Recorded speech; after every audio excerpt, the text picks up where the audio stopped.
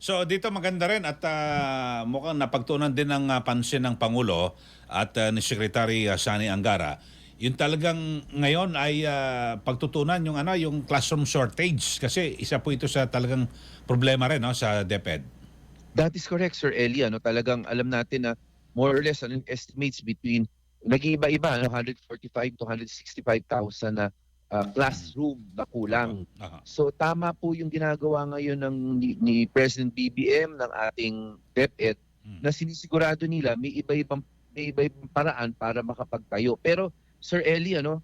talagang itong nga rin yung pagkakataon na sana maipasa na ng Senado yung aming bill, yung expansion ng voucher system. Mhm. Kasi kung sabihin natin 150 to 165,000 ang kulang, Mm. medyo matagal yan pa bago mabubuo yan. Di naman kahit may pondo po, tatayo pa yan. Aha. Samantalang sa ngayon, meron na tayong mga private schools na pwede natin makita kung may kalidad na Mhm. kulang naman ng estudyante.